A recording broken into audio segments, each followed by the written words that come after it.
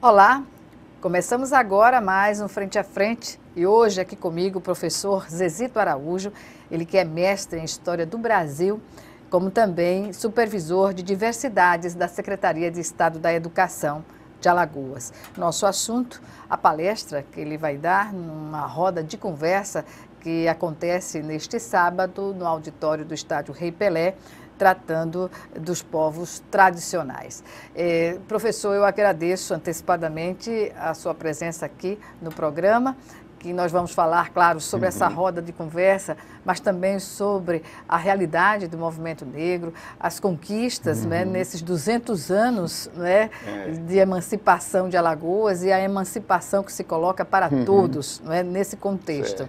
Portanto, como vai ser trabalhada essa palestra que o senhor vai fazer dentro desse contexto justamente dos povos tradicionais? Quem seriam os povos tradicionais de Alagoas? Gorete, obrigado pela oportunidade de estar aqui conversando com você e com os telespectadores da TV Assembleia. Inclusive essa terminologia ou esse conceito de povos tradicionais é um conceito numa linguagem nova no meio acadêmico e tampouco junto ao povo. Mas foi desde a Constituição de 1988 que foi criado esse conceito para assegurar direitos a uma população que existe no Brasil desde que o primeiro português ocupou as terras brasileiras, né? Então, quem são esses povos? Primeiros, eles são resultado de um modelo econômico que foi criado no Brasil, que era o mercantilismo, em que nós tínhamos uma concentração de terra com um modelo de produção da monocultura da cana-de-açúcar e que na periferia dessa produção você tinha várias populações, que eram pessoas que não estavam inseridas dentro desse processo produtivo. E nesse processo você tinha negros forros, libertos, que não eram escravizados, e você tinha pobres, que não eram negros, que também estavam junto dessa periferia. E à medida em que as mudanças econômicas aconteciam, nós íamos tendo, junto dessas produções, populações pobres, né, independente de cor e de raça, que moravam junto dessas periferias. Então, quais são esses grupos? Como você pergunta. Primeiro, nós temos os ribeirinhos, não é? Aqui em Alagoas, nós temos na margem do Rio São Francisco.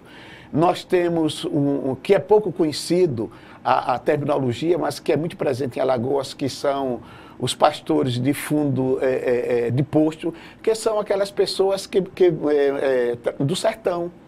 Nós temos os quilombolas, nós temos os indígenas, nós temos os ciganos, nós temos os religiosos de matriz africanas.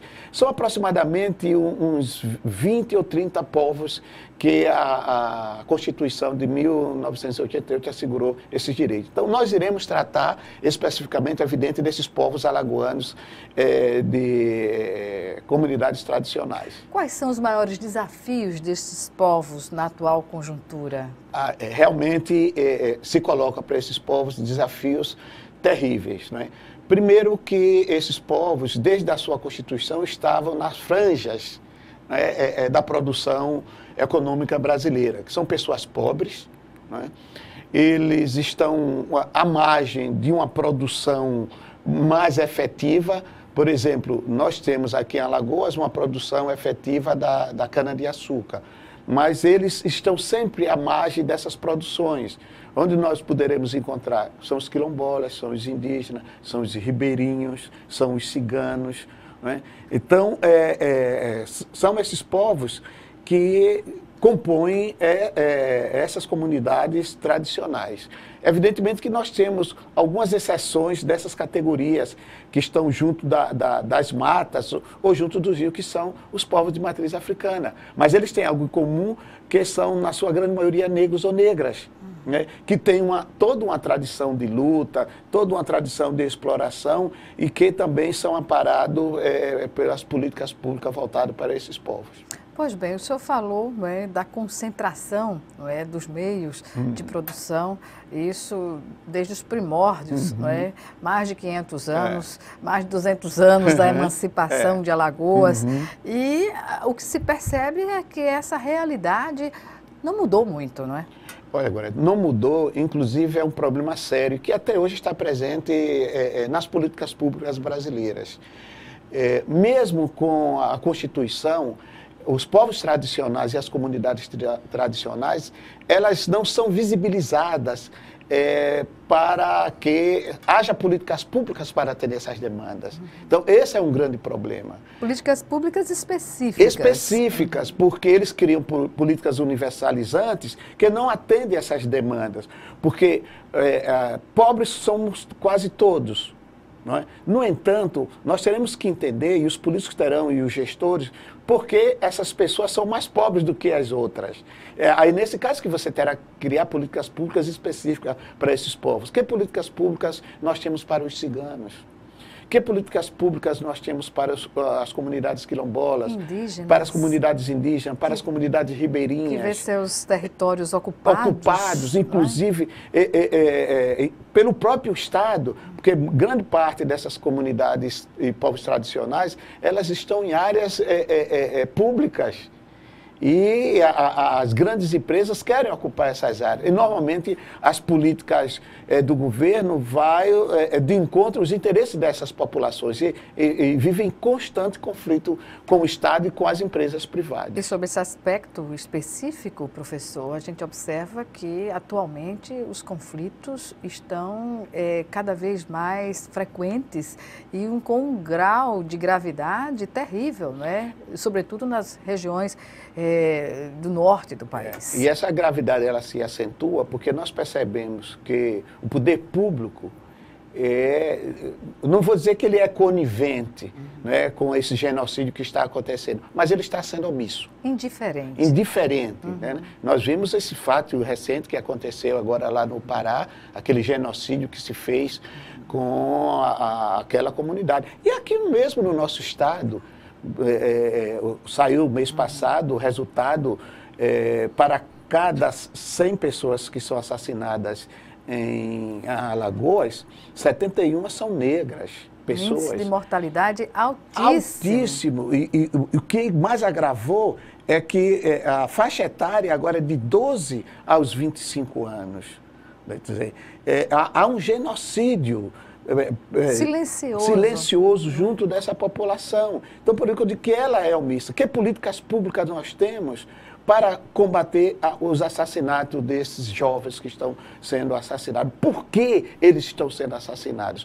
Até, inclusive, alguns dizem, não, mas eles estão envolvidos com droga, então, por eles estão envolvidos com droga, é o passaporte para matar essas crianças? Ou senão alguém diz, não, mas eles matam entre si. Se eles matam entre si, a pergunta que se faz, por que eles se matam entre si?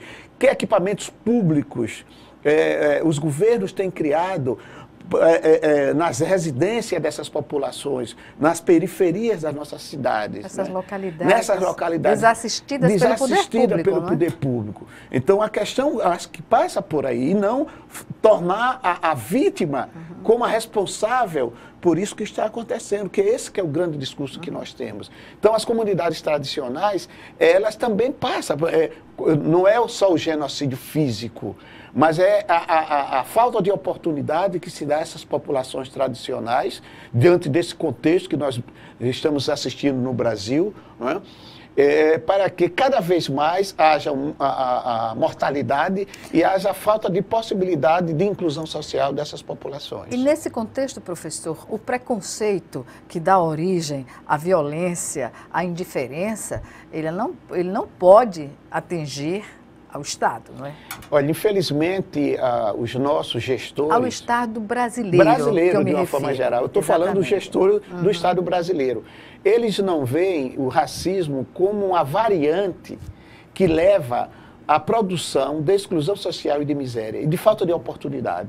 Eles acham que racismo é um fato naturalizado, que é uma relação individual, não é? E, portanto, não merece criar políticas públicas para isso. Pelo contrário. Isso é uma forma de não se envolver? É uma forma de não se envolver como também de não... porque assumir responsabilidade. E há uma construção anterior disto, que é a dita ou maldita política da democracia racial no Brasil, que nós todos somos iguais. Nós não somos iguais. Nós somos iguais perante a lei. Na teoria. Na teoria. Mas nas relações sociais, nas relações de mercado de trabalho, nós não somos iguais. A única coisa que nós somos iguais é nas diferenças. Todos nós somos diferentes. É a única coisa que nos torna iguais. São as diferenças. Mas a partir daí nós não somos Professor, mais. como um país, é uma pergunta básica, não é? Para o entendimento mais incipiente, digamos assim, mas como um país miscigenado como o nosso, ainda produz uma relação de ódio às diferenças? O contexto histórico do Brasil, na sua formação, nos leva a isso. Às vezes a gente não percebe que a formação social brasileira ela foi criada de forma hierarquizada e verticalizada, de cima para baixo, onde você criou estratos sociais que definiam a relação e o poder e o lugar de cada uma pessoa. Primeiro foram os indígenas que foram submetidos a um genocídio. Não eram entendidos como pessoas humanas capazes de produzir como sujeito da sua própria história. No segundo plano, depois vieram os escravizados africanos pela diáspora, que eram extraídos ou arrancados de sua terra para trabalhar, também numa outra categoria. E depois você tinha o colonizador português, que estabeleceu todas as regras e todas as formas de comportamento. E quem delimitava esses comportamentos? Era a violência. Porque às praticada vezes... à época, pelos senhores de engenho. O modelo da formação da sociedade brasileira é um modelo escravocrático. E o modelo escravocrático... permanece até hoje. Permanece até hoje. E sob uma forma atualizada. Atualizada, né? Escamoteada da violência. Então, o que fazia com que houvesse uma produção compulsória era a violência. Ou violência física ou violência psicológica. Que isso se reproduz até hoje. Então, nós somos miscigenados, nós somos sim, mas o que pária somos nós são as relações sociais criadas que até hoje elas não foram ressignificadas numa proposição de respeito ao diferente, de respeito ao outro.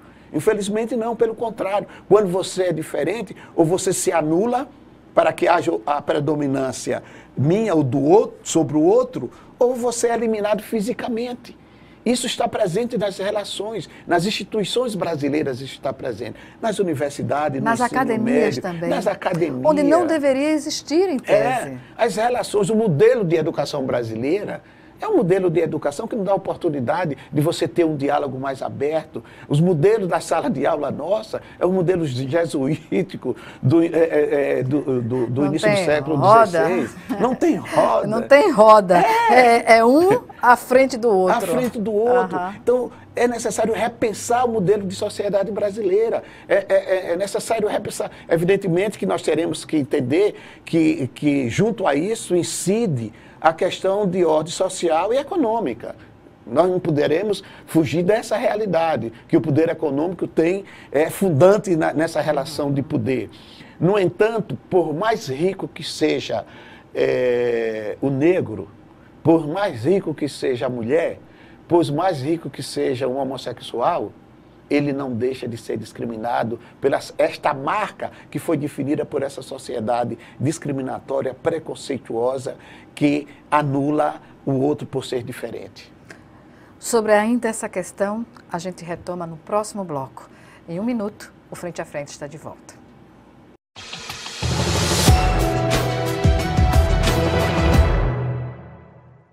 Estamos de volta com o Frente a Frente, que hoje recebe o professor Zezito Araújo, ele que é mestre em História do Brasil, supervisor também de diversidades na Secretaria de Estado da Educação de Alagoas, e está aqui conosco fazendo essa exposição, digamos assim, de um pouco do que ele vai abordar, né, nessa palestra, uma roda de conversa que acontece neste sábado, à tarde, às 3 horas da tarde, no estádio Rei Pelé. no auditório do Estádio Rei Pelé, dentro de uma programação do projeto Tambor Falante. O que vem a ser esse projeto, professor? É mais uma alternativa de organização, sobretudo para a conscientização dessas questões? Olha, nós temos várias organizações sociais aqui em Alagoas que buscam, evidentemente, trazer a discussão negra. E o Tambor Falante é uma dessas manifestações, junto com o ANAJU, né, que estão realizando esse debate. Isto é uma sequência de trabalhos que eles já fazem, para que a sociedade maceiense e alagoana, de uma forma geral, possa discutir as questões pertinentes à comunidade negra alagoana. E desta vez nós vamos discutir a questão dos povos e comunidades tradicionais de Alagoas. Aquilo que nós falamos anteriormente, que os desafios, né, a conjuntura social diante do contexto que nós estamos vivendo no dia a dia, e também buscar algumas propostas, porque não adianta você discutir sem tomar uma posição política, política no sentido de transformação. Porque os movimentos sociais, de uma forma geral, no Brasil, estão anestesiados. Lexotânicos, desmobilizados. Parece que nada está acontecendo. Então é necessário que nós comecemos a repensar as nossas práticas políticas, as nossas ações, para sairmos dessa inércia. Não dá mais para ficarmos nesta condição. E este momento, sábado, dará aos alagoanos e às alagoanas esta possibilidade dessa discussão. Professor, nós falávamos no bloco anterior sobre o ódio que predomina a sociedade. Não é? Isso é algo que acontece não só no Brasil, mas em vários países, né? Parece algo cíclico mundial, mas aqui eu questionava para o senhor justamente como pode um país que tem essa pluralidade na sua formação étnica, né? Ter ainda o ódio, o preconceito. E o senhor finalizou o bloco de uma maneira que me emocionou até, porque eu nunca, até então, não tinha ouvido uma definição tão didática, tão simples e tão fortemente colocada. Aí eu pergunto, as questões que estão, não digo no imaginário das pessoas, mas hábitos que se perpetuaram até hoje e que expressam de uma forma sutil esse preconceito, é algo que precisa também ser trabalhado junto às comunidades, aos povos tradicionais?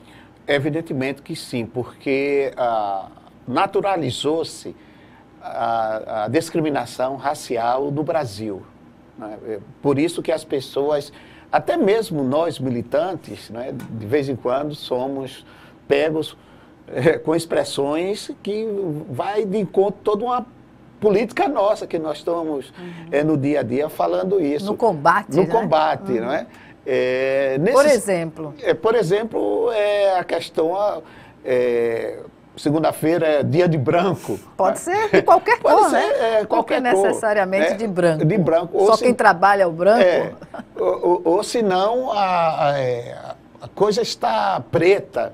Né? Uma outra expressão. A palavra denegrir, a imagem de alguém. De alguém, né? Você não está denegrindo, pelo contrário. E eu, de vez em quando, eu faço essa provocação. Eu digo, eu quero que as pessoas me denigrem. Aí ficam... Mas que vão desqualificar? Não, pelo contrário, eu tenho que explicar a elas que denegrir foi uma construção histórico-sociológica criada porque vem do nome negro e automaticamente, por ser negro, vai desqualificar as pessoas. Pelo inverso, por eu ser negro, eu não sou ruim. Pelo contrário, eu me acho uma pessoa excelente. Mas é o que a gente vê, um conjunto de expressões que foram criadas justamente para colocar a inferioridade, né, de uma maneira muito explícita, hoje, e vai ao longo dos anos se materializando nas conversas e tudo mais, que a gente não percebe e reproduz isso. É evidente. E você fez a pergunta como poderemos... talvez superar. Eu sou supervisor das diversidades, né, da Secretaria da Educação do Estado de Alagoas, e nós trabalhamos lá com várias temáticas na diversidade. Nós trabalhamos com a educação escolar quilombola, com a educação escolar indígena, com a educação do campo, com a educação para as relações étnico-raciais e com a educação do meio ambiente. E, evidentemente, isso, quando eu digo as relações étnico-raciais, educação escolar indígena, eu estou falando da Lei 10.639. Nesse sentido, eu acredito que a educação, nós estamos trabalhando com jovens, né, com crianças, com adolescentes, onde nós temos a possibilidade de tratar essas questões do preconceito, das relações, e nós trabalhamos com os professores, né, dando formações para que trabalhe o conceito de discriminação, o conceito de racismo, e não só voltado para o negro, mas voltado para o índio, voltado para os homossexuais. Sobretudo quando é colocada de uma maneira sutil que é. entra no inconsciente coletivo como algo normal, não é? Sem nenhum questionamento. Sem nenhum questionamento. E que causa um impacto terrível nas relações. É evidente. Né? E nós acreditamos que a educação é um desses instrumentos. Como também a mobilização do movimento negro. Nós, alguns anos atrás, na década de 80, 90, nós tínhamos um trabalho, tanto na sociedade civil de uma forma geral, quanto nas escolas, era o movimento negro que estava atuando efetivamente, levando essas discussões para a sociedade. E não só nós, enquanto movimento negro, mas junto dos sindicatos.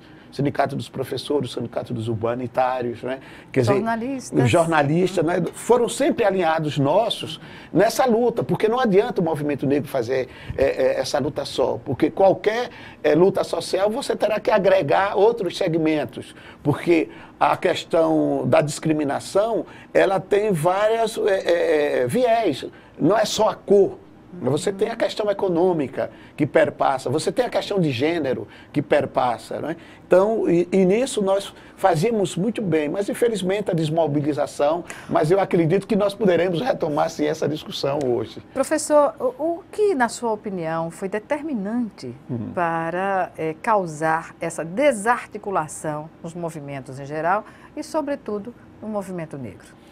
Olha, aqui em Alagoas, a gente pode observar isso, como o senhor falou, nas décadas de 80 e 90, era a publicidade que se tinha das realizações do movimento unificado, era algo que se imaginava se fortalecer no futuro. E não foi o que aconteceu. Olha, aqui em Alagoas, o movimento negro tem algumas características diferentes de outros estados. Por exemplo? O nosso movimento ele foi criado a partir da base da educação.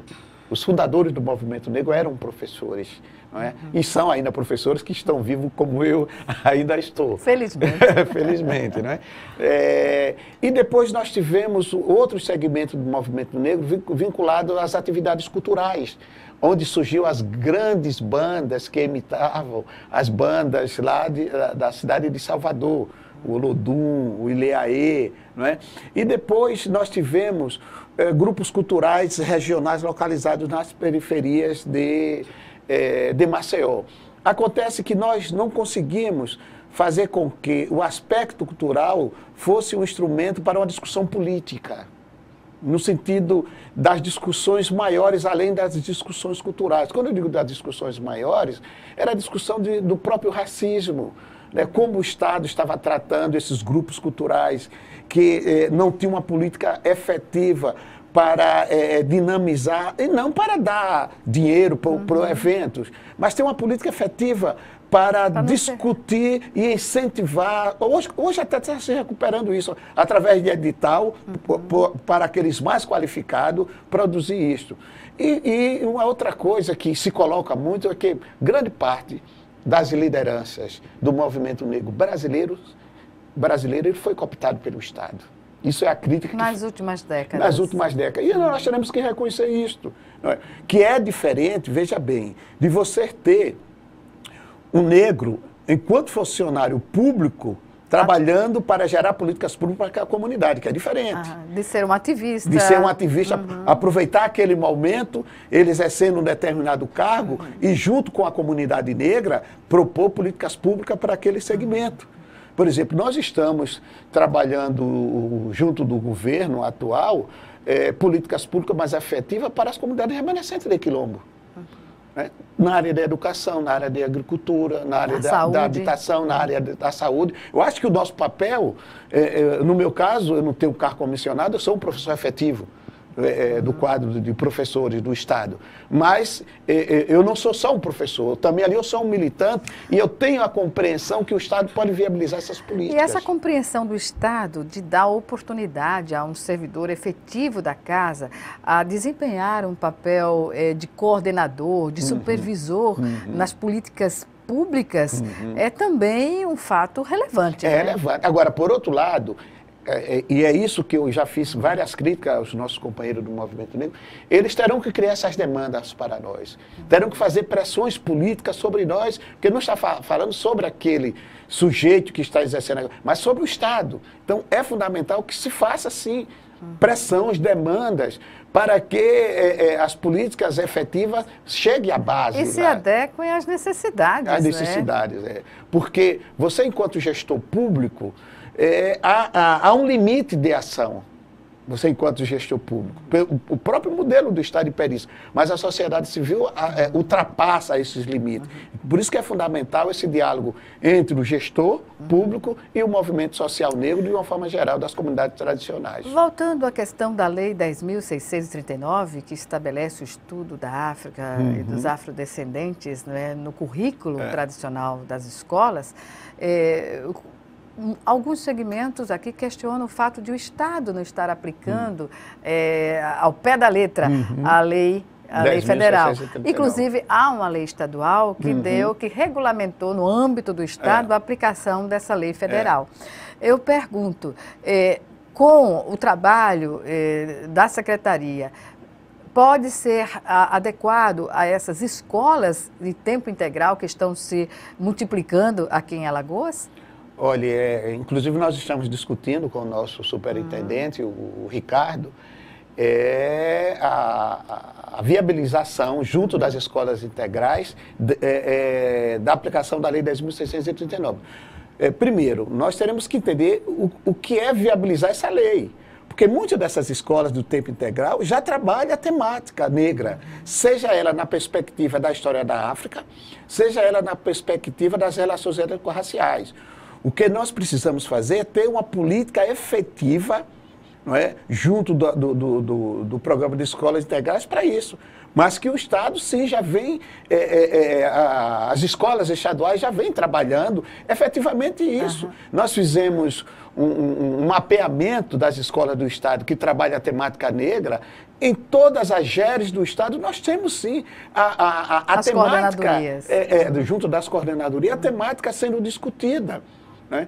Então, as pessoas precisam entender o que é a aplicação dessa lei. Eu acredito, ou como aplicar essa lei dentro das condições existentes. Dentro das condições existentes. Né? Evidentemente, nós teremos que fazer uma autocrítica. Precisa, sim, de mais recursos para formações de professores, de professoras. Precisa de mais recursos para compra de equipamentos, eu digo equipamentos para a biblioteca, tanto das comunidades quilombolas, para algumas escolas públicas de tempo integrais, abastecer a literatura, e que isso é um processo e que nós já estamos solicitando, sim, para atender essas demandas. É importante que essas escolas que estão trabalhando, funcionando no tempo integral, elas tenham o contraturno justamente para inserir essas questões que não estão no calendário natural da escola, né? No currículo ou na modalidade de ensino. Olha, eu vou dar um exemplo de como nós estamos trabalhando com isso. Nós vamos, o lançamento de um edital para toda a rede pública do Estado, para que as escolas façam em cada município, nós vamos produzir um vídeo e produzir uma cartilha sobre personalidades negras daquelas comunidades. O próprio estudante é que vai fazer esse trabalho, quer dizer, com a orientação de um professor, e também produzir um livro sobre essa história. Então, é fundamental que entendemos que nós estamos, sim, trabalhando. Agora, as condições são mínimas, mas resultados sairão, sim. Certamente. Vamos chamar agora o nosso outro intervalo e voltamos em 1 minuto. Até mais.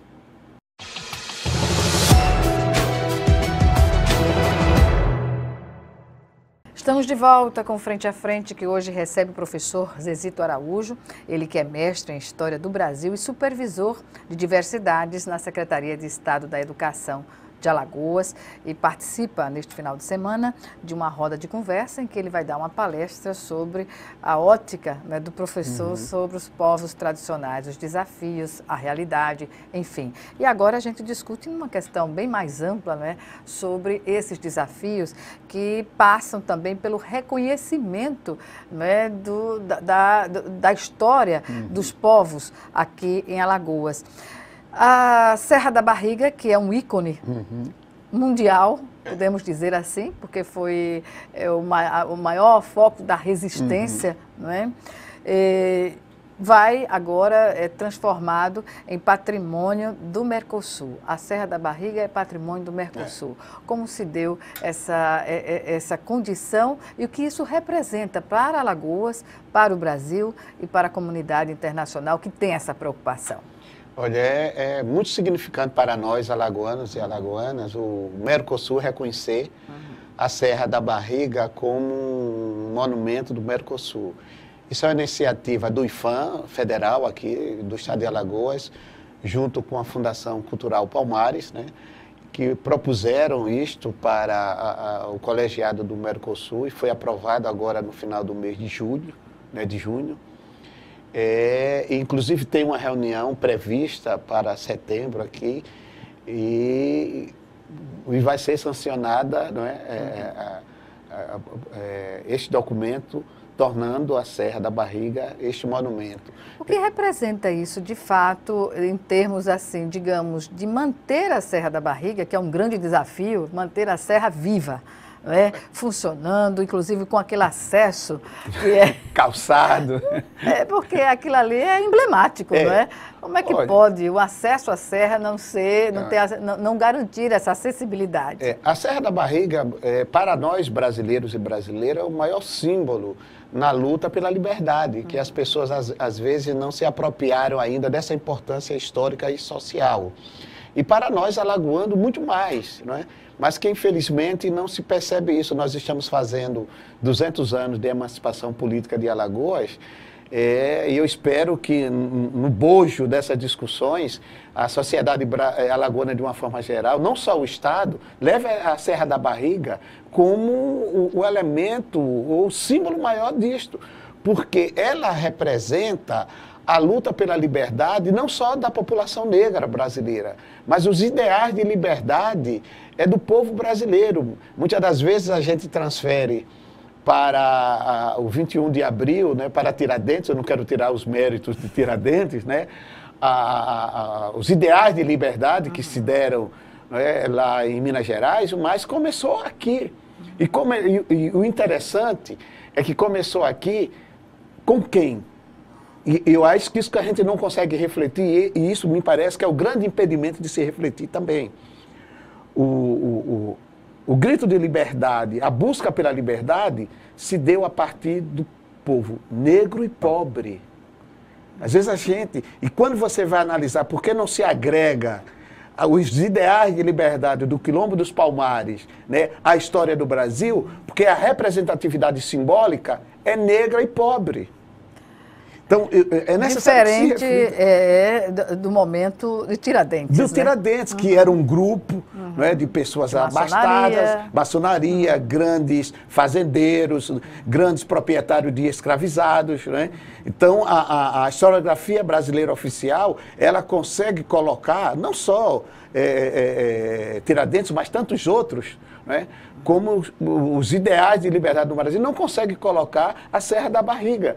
E Zumbi, Dandara, Andalactuche, né, a Cotirene, tantas essas outras mulheres e homens que lutaram por isto. Porque eles conseguiram, Palmares conseguiu questionar o modelo de produção econômica, que às vezes a gente não percebe. O Palmares, ele conseguiu mostrar que havia formas alternativas de você produzir alimentos, de você viver em uma sociedade que necessariamente não fosse aquela sociedade escravocrata do monopólio português da terra e da produção econômica. E Palmares conseguiu nos mostrar isso. E as pessoas não entendem, só querem entender Palmares como um conflito entre escravizados e escravizadores. Não, Palmares foi muito mais do que isso. Em Palmares nós tivemos, Gorete, as primeiras experiências diplomatas neste Brasil. Gangazuba mandou seu filho e mais outros negociar com o rei de Portugal. E as pessoas não percebem isso. Tudo isso cai no obscurantismo na história. Da história. Tá entendendo? Então é fundamental que comecemos a entender isso. E a dar importância. E a dar importância, né, a isso. E se empoderar. E se empoderar. É verdade. E aí eu faço até uma autocrítica à história alagoana, quando nós pontuamos os espaços de ocupação geográfica e populacional que não considera a Serra da Barriga, União dos Palmares, como o segundo ponto de ocupação.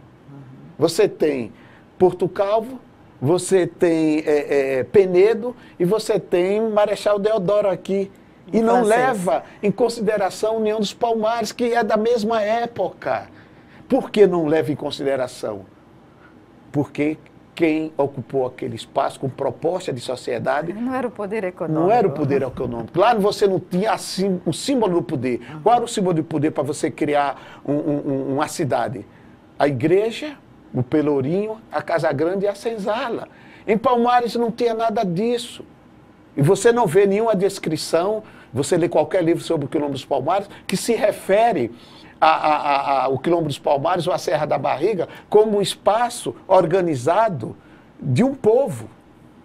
Você coloca lá como um refúgio de facínoras, é assim que eles escrevem na época, né? E não um grupamento de pessoas que organizou uma sociedade para conviver. Então, isso tem reflexo na concepção de como você entende a história do Brasil e entende a história de Alagoas. Professor, o senhor que passou 13 anos à frente do núcleo afro-brasileiro, né, o NEAB, aqui em Alagoas, como também por 5 anos o senhor foi secretário das minorias no governo Ronaldo Lessa. O que dizer da atuação da Fundação Palmares para não só fazer esse resgate, mas trabalhar certamente para mudar essa real situação? Olha, falar da Palmares, eu sou um dos fundadores da Fundação Cultural Palmares. Por isso mesmo. A Fundação Cultural Palmares foi decorrente de um processo das celebrações dos 100 anos da abolição da escravatura. Logo depois, essa comissão organizou para a Fundação Cultural Palmares. A Fundação Cultural Palmares, ela tem um limite de atuação. Não é? E, infelizmente, alguns diretores focavam a ação da Palmares a partir do seu loco, do seu território. Salvador, Rio de Janeiro. O tempo todo foi assim, não é? Parece que mudou um pouco agora. Não, está mudando agora, aos poucos, né? É? Está sendo mais, nacionalizando as suas ações, né? E nós estamos cobrando disso. E Alagoas sempre ficou a reboque dessas prioridades, tendo aqui a expressão maior do Quilombo dos Palmares. E para você ter uma ideia, o tombamento da Serra da Barriga, né, e a desapropriação foi um trabalho exclusivo da Universidade Federal de Alagoas, através do Núcleo de Estudos Afro-Brasileiro, NEAB, inclusive eu fui o pesquisador responsável, juntamente com o Movimento Negro, porque a Palmares ela não deu as condições necessárias para isto. É uma crítica que nós fazemos. Ela preocupa-se muito com o 20 de novembro. 20 de novembro é uma data, é uma efeméride. Mas nós temos aqui 68 comunidades remanescentes de Quilombo. Nós temos expressões culturais negras aqui. Nós temos os grupos de matriz africanas aqui. Agora, mas em todo lugar, Zezito, do Brasil você encontra isso. Ok. Mas nós temos aqui a Serra da Barriga, o maior símbolo de liberdade, de revolução, de transformação. Então você terá que agregar a Serra a estes movimentos que são dinâmicos e vivos na sociedade. O ano inteiro, não apenas no 20 de novembro. No 20 de novembro, ela terá que ter recursos e editais específicos para esta comunidade, né? Ou para estas comunidades. Porque aqui, onde acontecer, onde está a Serra da Barriga. Por isso, eu acredito que esse novo presidente, o doutor Erivaldo, ele, em uma das nossas reuniões, ele disse que tem um olhar específico para Alagoas em função da Serra da Barriga. E eu acredito que ele deu essa demonstração ao promover a Serra da Barriga, juntamente, evidentemente, com o IFAM, e buscou o Mercosul, a Serra da Barriga como monumento cultural do Mercosul. Mas podemos dizer, professor, seguramente que a acessibilidade à Serra da Barriga é algo que tem que ser resolvido. Né? É provocativo, é um desafio, mas eu acredito, mas aí não fica na esfera claro. da Serra, da Fundação Cultural claro. Palmares. Uma ação de governo, em parceria, talvez. Na última reunião que nós tivemos com o governador Renan Filho, ele nos assegurou que já tem recursos alocados, estamos esperando, inclusive o secretário Mozart estava numa dessas reuniões, estamos esperando que essa quadra de chuva passe para que possamos iniciar o processo de calçamento até no início da Serra da Barriga. Assim, fica muito mais fácil transitar e nós temos acesso àquele grande monumento histórico que é a Serra da Barriga. E é um monumento que tem que ter uma vida permanente, permanente, não é? Aberto à visitação. Mas é uma outra crítica que nós fazemos à Fundação Cultural Palmares. Não há um projeto efetivo para que possamos tornar, porque a Serra da Barriga já é um museu vivo e permanente. Mas você precisa incorporar neste museu elementos que a nossa cultura é uma cultura muito visual, que os visitantes, os turistas possam entender, conhecer a história do negro na diáspora e a história do Quilombo dos Palmares. Um museu, algo que reúna lá esse atrativo permanente, não é? É evidente, porque eu acredito que a Serra da Barriga, por si só, já é este grande museu. Natural. Natural, mas nós precisamos incorporar outros elementos históricos para que os visitantes e principalmente a população alagoana que desconhece. Sobretudo. Sobretudo a população alagoana. É fundamental que conhecemos a nossa história, principalmente agora na emancipação, os de 200 anos da emancipação política do estado de Alagoas. E que tem tudo a ver. Professor, eu agradeço, infelizmente chegamos ao nosso final da entrevista. Algumas considerações? Não, eu agradeço a oportunidade de estarmos aqui para conversarmos com os telespectadores de Alagoas sobre a nossa história e sobre nós mesmos. Muito obrigado. Obrigada. Obrigada a você também que nos assistiu e até o nosso próximo encontro.